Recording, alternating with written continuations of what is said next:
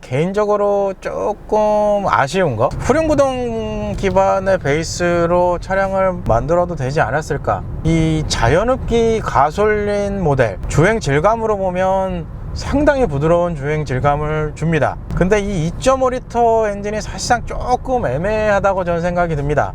개인적으로는 2.5L 터보 모델로 출시하는 게 낫지 않았을까, 그런 생각도 좀 들고요. 3.5L 모델이 있어서 좀 애매하긴 하지만 차라리 3.0L랑 3.5L 엔진을 출시하는 것도 어땠을까, 그런 생각이 조금 듭니다. 물론 3.5L, 3.0L 엔진이 나오면 당연히 3.0L의 판매량이 높겠죠.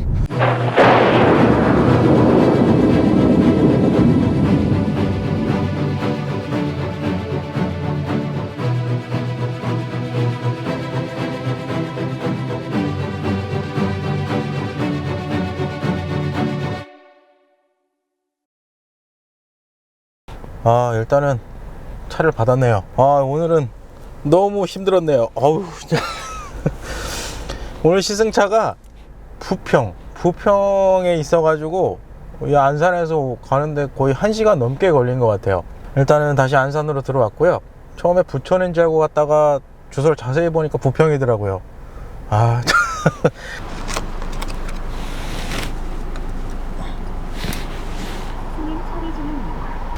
내 피같은 300원을 뜯어갔더니. 반갑습니다. 평범한 사람들 T본입니다. 오늘의 시승차 기아 자동차. 이제 기아 자동차가 아닙니다. 기아 K8입니다.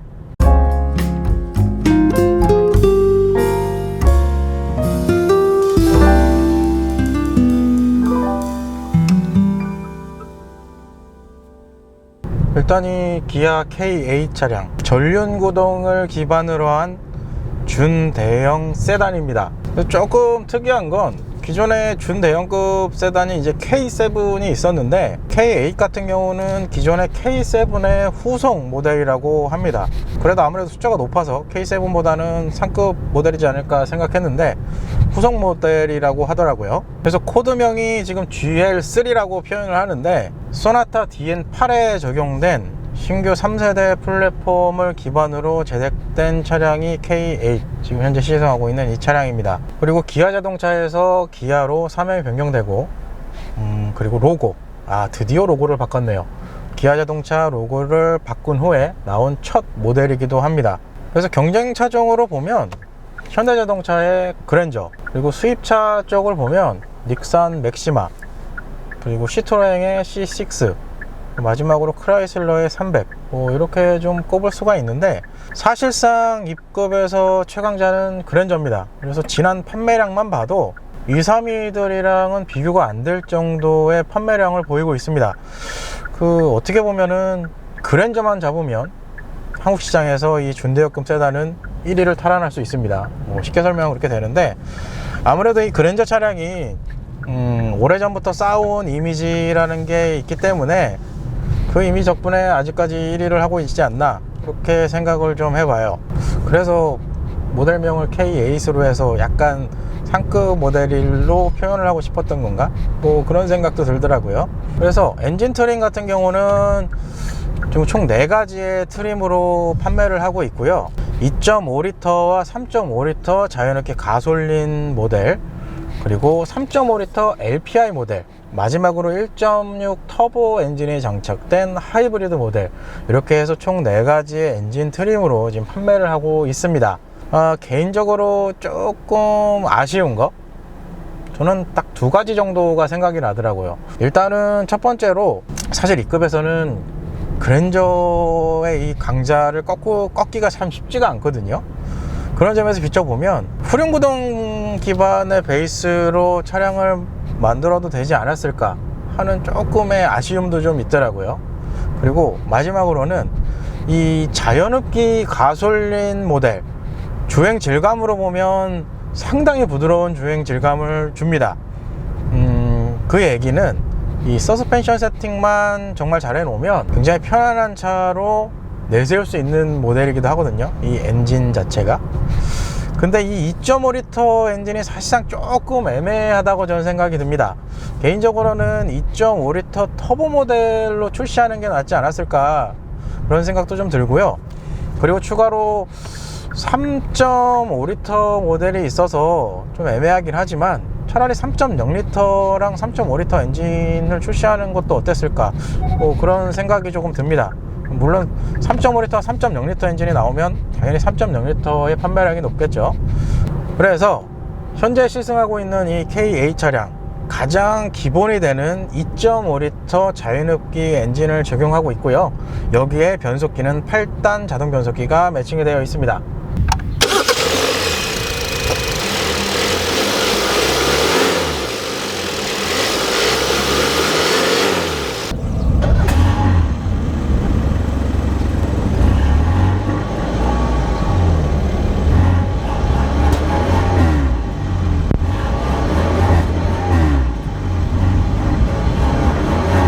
그래서 최고 출력 198마력, 최대 토크 25.3kg 포스미터의 스펙을 가지고 있어요. 그리고 차량의 공차 중량은 한 1.5톤에서 1.7톤 수준이고요. 복합 연비는 7km에서 12km, 미터당 이렇게 형성이 되어 있습니다. 참고로 3.5L LPI 모델이 굉장히 연비가 안 좋습니다. 리터당 한 7에서 8km 수준으로 나오니까 그건 참고하시면 될 것 같아요. 일단은 과속 포인터 구간으로 들어왔고요. 이 차량 같은 경우는 전륜엔 맥퍼슨 스트럿, 후륜에는 멀티링크 구조의 서스펜션이 적용이 되어 있습니다. 여기 방지턱을 넘어가 보면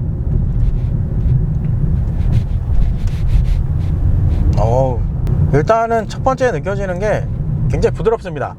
부드럽고 예전에 그랜저 차량과 K7 차량의 시승기를 진행하면서 조금 약간 비교해 본 적도 있었는데, 기존의 K7 차량보다는 좀 더 부드럽게 세팅이 된 것 같아요. 그래서 전체적으로는 승차감은 굉장히 편안합니다. 컨셉에 맞게 세팅을 적절하게 잘 해놓은 것 같아요. 그럼 여기서 지금 제가 드라이브 모드를 노멀 모드로 해서 이제 승차감을 진행을 했었는데, 여기서 스포츠 모드로 바꿔놓고 한번 승차감을 평가를 해볼게요. 이게 기본적으로 세팅값이 변화는 없을 거예요. 네, 그렇죠. 기본적인 차량 승차감에서는 변화는 없습니다. 이 모드별로. 그래서 보면 부드럽네요. 부드럽고 좀 특징이 뭐냐면, 이렇게 방지턱을 넘어갔을 때 이 후륜 쪽에 약간의 바운싱이 들어갑니다. 그래서 약간 조금 편안하게끔 만들어 주려고 세팅이 좀 보이는 것 같아요. 그렇게 되면은 기존의 K7 승차감이랑은 조금은 변화된 느낌을 주는 것 같습니다. 약간 부드럽게 세팅하려고 노력을 많이 한 것 같아요. 네, 지금 보시는 것처럼 넘어가면 뒤에 약간의 바운싱이 좀 들어가요. 그래서 이렇게 바운싱이 들어가서 전체적으로는 그냥 부드러운 승차감이 느껴지는 것 같아요. 이 노면 소음도 그렇게 나쁘지 않은 수준으로 대응을 잘 해주기 때문에, 뭐 그렇다고 이 스티어링에 올라오는 이 진동 부분도 많이 상쇄가 되기 때문에 승차감 부분에서는 나쁘지 않다, 이렇게 평가를 할 수 있을 것 같습니다. 실내 옵션을 좀 설명드려 볼까요? 일단 기본적으로 현대자동차와 기존의 기아자동차, 이제 신형 모델 기준으로 이 실내 옵션 구성이나 이런 인테리어 구성을 보면 개인적으로는 기아차가 좀 더 마음에 들었어요, 저는. 근데 이 K8도 역시나 실내 디자인이랑 이런 인테리어 구성은 상당히 잘 나왔습니다. 근데 이거는 진짜 우드인가? 이게 구성 자체도 굉장히 심플하고 깔끔하게 돼 있어서 개인적으로 K8 차량이 지금까지 봤던 기아차 중에 제일 마음에 드는 것 같아요. 뭐 아무래도 신차니까 뭐 그런 경향이 없지 않아 있을 수도 있습니다. 우선 이 전면에 보이는 계기판 같은 경우는 12.3인치 뭐 슈퍼비전 클러스터 이렇게 표현을 해놨는데, 디지털 방식의 계기판이고요. 좀 전에 이 드라이브 모드를 변경해서도 뭐 보이겠지만, 이렇게 아무래도 이제 디지털이다 보니까 정보도 많이 표시가 되고요. 다양한 계기판 컨셉으로도 변경이 가능합니다. 뭐 나쁘지 않은 것 같아요.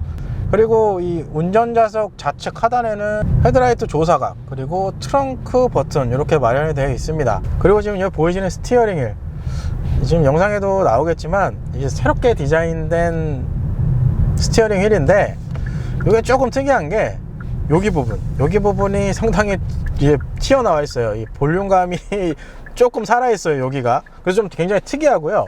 그거 말고는 이제 여기에는 기본적으로 현대기아차에서 자주 들어가 있는 이제 옵션 구성들인데, 이 차는 지금 스마트 크루즈 컨트롤, 그러니까 소위 말해 어댑티브 크루즈 컨트롤 기능은 없습니다. 없고, 그냥 일반 크루즈 컨트롤과 여기 쪽에 보시면 핸들 조향과 차선 유지 기능은 또 들어가 있는 모델이에요. 여기 룸미러, 아무래도 이제 신차니까 이 프레임리스 타입의 룸미러가 들어가 있고요. 예전에 항상 현기차에서 쓰던 그 투박한 하이패스 타입의 룸미러는 이제 빠지고, 이제 신형 모델부터는 이제 프레임리스 타입 요 라인으로 이제 들어가요. 실제로 보면 이 프레임리스 타입이 상당히 이쁩니다. 이건 잘 된 것 같고요. 룸미러에 달려있던 하이패스는 요 상단 쪽으로 옮겨져 갔다, 이렇게 이해를 하시면 될 것 같아요. 그리고 보이시는 디스플레이 같은 경우는 계기판이랑 똑같습니다. 사이즈는 12.3인치 디스플레이 내비게이션 이렇게 적용이 되어 있고요. 이 기본적인 인터페이스랑 UI 구성은 현대차에서 항상 쓰던 그 인터페이스 구성 요소들이 들어가 있고요. 뭐 이거 실질적으로는 만족감이 그렇게 뭐 나쁘거나 그러지는 않은 거기 때문에 뭐 괜찮습니다. 괜찮고, 좀 특징이라고 하면은 약간 이 커브가 들어가서 운전자가 봤을 때도 시야가 좋은 편이에요. 예전에 코나 차량이 갑자기 생각이 나는데, 뭐 어쨌든. 근데 조금 아쉬운 거, 일단은 직전에 제가 아우디 차량을 시승하면서 아우디 차량의 이 버추얼 콕핏 플러스 그 시스템이랑 디스플레이, 이 시스템을 좀 많이 눈에 익어서 그런지 모르겠는데, 생각보다 이 베젤, 블랙 베젤이 좀 두껍습니다. 그 부분은 조금 아쉬워요. 근데 뭐 기본적인 구성 자체가 좋기 때문에 조작하거나 이런 데는 불편함은 없습니다. 그리고 그 밑에 지금 보시는 것처럼 보통은 이 현대기아차에서 쓰는 이 인터페이스 시스템이 이 측면에 뭐 터치가 들어가든지 아니면 이 하단 쪽에 이제 조작 버튼을 마련해 놓는데, 요게 이제 통합으로 쓰게끔 변경을 해놨어요. 무슨 얘기냐면은 지금은 공조기 컨트롤이 조작되게끔 시스템이 지금 구성이 되어 있는데, 이 버튼을 누르면 이제 인포테인먼트 시스템을 조작할 수 있는 버튼으로 바뀝니다. 그러니까 여기 부분이 이제 디스플레이가 적용이 돼 있어요. 실내에서 조작할 수 있는 버튼이 간소화되다 보니까 실내 구성이 굉장히 깔끔하게 변한 건 사실이에요. 이건 굉장히 잘 만든 것 같아요. 그리고 이 디스플레이 자체가 유광 타입이 아니고 약간은 무광 타입이 좀 비춰져서 실제로 보면 약간 고급스럽긴 합니다. 잘 만든 것 같아요. 근데 뭐 개인적으로 저는 항상 말씀드리지만 터치를 별로 좋아하지 않습니다. 이 피드백이 오는 타입을 좋아하기 때문에 뭐 개인적으로 분리된 타입을 좋아하긴 하지만, 그래도 이거는 이쁜 거는 사실이네요.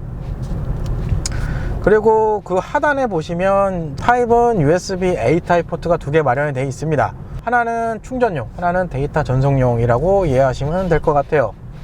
그리고 그 밑에 이제 하단으로 내려오면 기본적으로 이제 전자식 다이얼 변속기가 적용이 되어 있고요.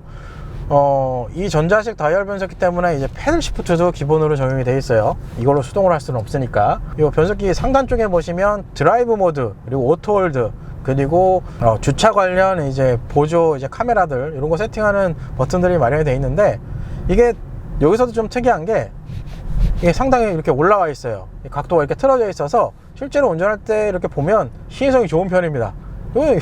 이거 조금 섬세하지만 이런 거는 잘 맞는 것 같아요. 요 디스플레이 각도도 그렇고, 요 조작할 수 있는 판넬도 이렇게 살짝 드러나서 운전자가 조작하기 되게 편안하게 만들어져 있습니다. 이건 잘했네요. 그리고 이 다이얼 변속기 하단에는 전자식 파킹 브레이크까지 적용이 되어 있습니다. 그리고 우측면에는 이제 컵홀더 두 개가 마련이 되어 있고요. 컵홀더 하단에 일단은 이 차 같은 경우는 스티어링 열선이랑 1열 열선, 그리고 마지막으로 운전석만 토프시트가 들어가 있어요.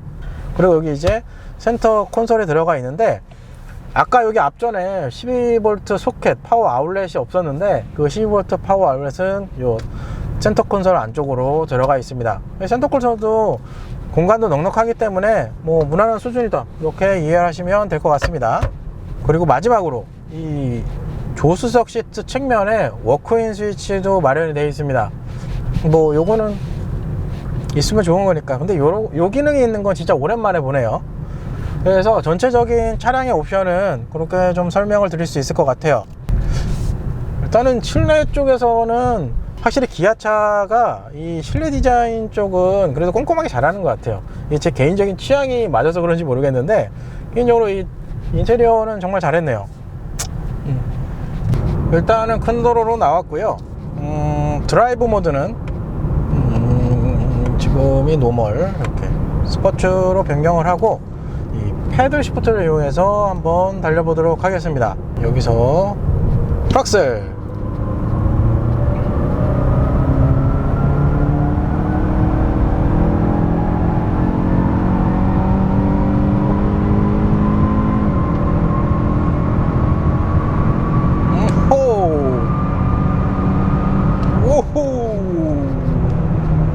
가속감 같은 경우는 초반에 아무래도 자유느끼 모델이다 보니까 RPM이 어느 정도 상승을 해야 이제 쭉 밀어주는 느낌이 납니다. 이게 터보 모델이 아니다 보니까 조금 더뎌요, 가속감은. 그래도 이 터널 끝나는 구간 그리고 이 거리 이렇게 종합적으로 보면 기존의 1.6L 터보 모델 그 수준만큼의 속도가 나왔다, 이렇게 이해를 하시면 될 것 같아요.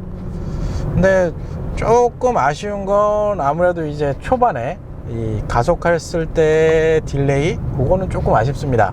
생각보다 이 RPM 게이지가 올라가는 시간이 좀 많이 필요해요. 뭐 자연흡기 엔진들의 특성인데 RPM을 고 RPM 영역까지 일단 올려야 이 가속감이 이렇게 쭉 빠져나오는 듯한 느낌이 나는 뭐 그런 특성이 일단 있고요. 변속 같은 경우는 수동 제어를 지금 이제 활용을 해서 사용을 했는데 RPM 기준으로 한 6500 RPM 정도 넘어가면 자동으로 변속이 됩니다. 그래서 뭐 크게 뭐 이 수동 변속을 적극적으로 쓰고 싶어도 일단 자동 변속으로 되기 때문에 뭐 그런 특징이 좀 있어요.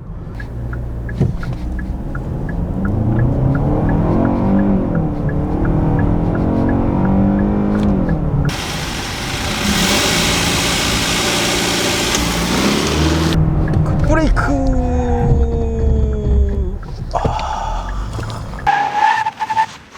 참 이런 제동 부분은 좀 많이 아쉽네요. 뭐 일단 종합적으로 평가를 하자면 가속감 부분은 RPM을 초반에 조금 상승시켜서 올라가면 그래도 아까 그 고속주행 잠깐 해봤지만 그때의 답답함보다는 조금 낫습니다. 그나마 RPM을 좀 올려서 출발하니까 그 부분은 조금은 답답한 면이 사라져요. 뭐 이거는 이 엔진 배기량이랑 이 차량 특성상 이렇게 세팅된 거니까 뭐 이해는 할 수 있는 수준이고, 대신에 역시나 부족한 건 브레이크 시스템이에요. 이게 실제로 생각하는 것보다 차가 제동거리가 상당히 깁니다. 이게 참 아쉬운 게 국내 이제 국산차들, 그러니까 일부 수입차도 있기는 합니다. 근데 국산차의 시승이 아무래도 저희 차는 좀 비중이 높기 때문에 지금까지 그걸 종합적으로 보면 조금은 부족한 성능의 브레이크 시스템이에요. 이게 조금 업그레이드가 될 시점이 이제 온 것 같은데, 이게 차량 특성이 일전에 했던 코나 그리고 그 직전에 이제 스포티지 차량도 했었는데 이게 기본적인 특성이 똑같아요. 어떤 특성이냐 하면 브레이크를 저속에서 살짝만, 지금도 이렇게 보면 팍팍 씁니다. 이렇게 그러니까 저속에서 브레이크를 살짝만 갖다 대도 이렇게 차가 팍팍 서요. 이런 시스템이 되어 있는데, 문제는 차량의 속도가 어느 정도 올라가고 그리고 가속 상태가 좀 유지된 상태에서 풀브레이크를 들어갔을 경우에 제동 성능이 상당히 부족합니다. 그래서 요거는 조금 많이 아쉽네요. 개인적으로 이제 시스템을 좀 업그레이드 할 때도 됐는데 지금 현 세대 이제 출시한 K8도 조금 부족한 건 사실입니다. 개인적으로 상급 트림 모델은 어떻게 됐는지 모르겠지만 일단은 이 2.5L 자연흡기 가솔린 엔진을 적용한 이 모델 제동 시스템은 조금 아쉽지 않나, 그렇게 결론을 내릴 수 있을 것 같아요. 뭐 어쨌든 이렇게 해서 주행씬은 마무리가 될 것 같고요. 그럼 외관씬으로 넘어가 보도록 하겠습니다.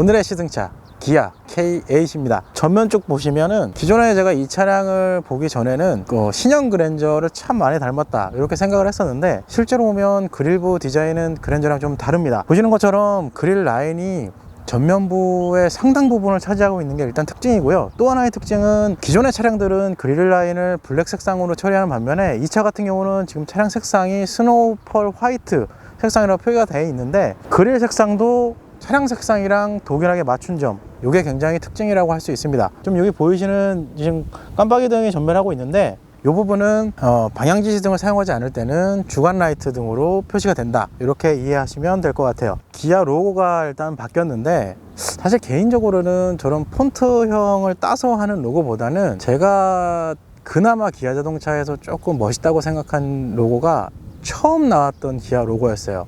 1세대쯤 됐을 것 같은데, 그 시기에 나왔던 차량의 로고가 개인적으로는 상당히 이쁜데, 뭐 그래도 예전 기아 로고보다는 확실하게 이쁘게 디자인이 잘 됐습니다. 일단 측면 쪽 보시면 기존 기아 자동차의 K7에 비해 전장은 20mm, 이 축광거리 휠 베이스는 40mm 정도가 더 커졌다고 합니다. 그래서 그런지 모르겠지만 실제로 측면에서 봐도 크기가 상당히 커서 대형차의 느낌을 주는 것도 사실이에요. 실제로 제가 카메라 세팅할 때도 기존보다 상당히 멀리서 이 카메라를 설치를 해야 이 차량에 다 들어올 정도입니다. 그래서 지금 측면에 보이시는 휠 타이어는 225mm의 17인치의 휠이 지금 적용이 되어 있는데, 기본적으로는 이 차량이 워낙 이 대형차의 느낌을 주기 때문에 옵션 구성을 하실 때 휠은 좀 큰 사이즈를 선택하는 게 익스테리어 쪽에는 좀 만족감이 높을 것으로 판단이 됩니다. 이 지금 사이드 미러 같은 경우는 공교롭게 제가 직전에 이 차량을 받을 때 옆에 신형 K5 차량이 옆에 같이 써 있어서 좀 비교를 해봤는데, 일단 사이즈는 K5 차량보다 좀 큽니다. 그리고 좀 특징은 이 사이드 미러에 이런 식으로 각이 들어가 있는 특징이 좀 있어요. 사실 요 라인이 제일 애매하긴 합니다. 차를 직접 받았을 때 이걸 왜 굳이 넣었을까 싶기도 해요. 왜냐하면 이 차는 지금 좀 전에 설명을 드렸지만 스노우 화이트 펄 색상인데, 그나마 화이트 펄 색상이 들어가서 이 디자인과 이 하단에 이 크롬 라인이 그나마 묻혔는데, 만약에 좀 어두운 색상으로 갔을 경우에는 차가 굉장히 튀지 않을까, 그런 생각이 좀 많이 들더라고요. 일단 뒷좌석 공간 같은 경우는 어떻게 보면 이 K8 차량의 가장 큰 장점이지 않을까 싶습니다. 예전에 K7 시승기도 그랬지만 뒷좌석 공간은 상당히 넓습니다. 지금 보시는 것처럼 이렇게 다리를 꼬아도 될 정도로 상당한 공간이 나오고요. 헤드룸 같은 경우는 주먹 하나는 안 들어가지만 그래도 머리가 닿지는 않습니다. 이건 아마 이 패스트백 디자인의 영향이 좀 큰 것 같아요. 그리고 일단 뒷좌석에는 열선 시트까지 들어가 있는 모델이네요. 열선 시트는 여기 도어 암레스트 쪽에 조작 버튼이 마련이 되어 있고요. 지금 센터 콘솔 하단 라인에 USB 충전 포트가 일단 2개 정도 마련이 되어 있습니다. 그리고 이게 디스플레이인 줄 알았는데 이게 시동을 켜면 여기 아무것도 안 들어오더라고요. 그리고 암레스트 같은 경우는 지난번 어떤 국산차였는지 궁금해서 지금 생각이 안 나는데 짧았던 기억이 나거든요, 이게. 근데 얘는 굉장히 넓습니다. 그리고 컵홀더도 2개 마련이 되어 있고, 여기에는 수납 공간도 별도로 마련이 되어 있어요. 일단 암레스트는 굉장히 편합니다. 이렇게 앉아서 가는 것도 무리가 없어요. 되게 좋은데 이거? 일단 후면 쪽 보시면 기존의 신형 K5 디자인과 유사한 점이 좀 있지만, 그래도 실제로 보면은 이 차이는 확실하게 구분이 됩니다. 그 차이가 가장 크게 나는 부분이 이 부분이에요. 지금 테일 램프를 축구방까지 이렇게 이어놨고, 또 하단부는 이 크롬 라인이랑 측면에서 설명드렸던 그 하단, 도어 하단에 그 라인까지 연결을 시켜놨는데, 이게 솔직히 조금 말씀드리면 제 개인적으로는 이 크롬을 많이 넣는 거, 지금 이 크롬 라인을 많이 넣는 거를 별로 선호하지는 않는 편이라서 조금 산만한 느낌을 많이 주는 편이에요. 특히 이 부분이 좀 그래요. 후면 쪽 디자인에서 가장 두드러지는 게 이제 패스트백 디자인인데, 약간은 쿠페형 타입의 디자인처럼 보여지는, 요거는 상당히 이쁘게 잘 되어 있습니다.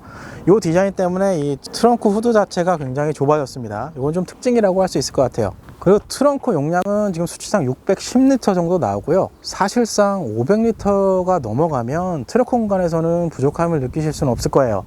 뭐 트렁크 공간은 정말 잘 뽑은 것 같아요. 그래서 오늘은 기아 K8 차량을 시승을 해봤습니다. 전체적으로 종합평가를 하자면 가속력 부분에서는 2.5리터 자유느끼 엔진 자체가 조금은 아쉽지 않나, 그렇게 생각이 들고요. 차라리 2.5리터 엔진보다는 2.5리터 터보 모델을 채용하는 게 좀 더 낫지 않았을까, 아니면 3.0L 자연흡기 엔진도 있고요. 그래서 엔진 부분은 좀 그렇고요. 무엇보다도 가장 아쉬운 거는 제동 성능이지 않을까 싶어요. 기존에 아우디 차량 했을 때도 항상 말씀을 드리지만 이 차량의 기본기, 가속, 그리고 제동, 승차감, 사실 가속 부분은 엔진 그리고 이 차의 성향을 봤을 때는 이해할 만한 수준으로 판단이 되고요.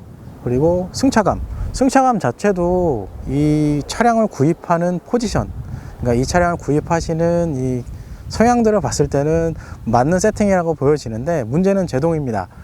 아까도 설명드렸지만 이 제동 시스템은 조금 업그레이드가 필요한 시점이 이제 오지 않았나, 그렇게 좀 생각이 됩니다. 전반적으로 봤을 때는 편안한 주행과 편안한 가속감, 하지만 아쉬운 제동, 이렇게 좀 정리할 수 있을 것 같아요. 뭐 이렇게 해서 오늘은 기아의 K8 차량을 시승해 봤습니다. 다음 시간에는 더 재밌는 차, 좋은 차로 찾아뵐 수 있도록 하겠습니다. 끝!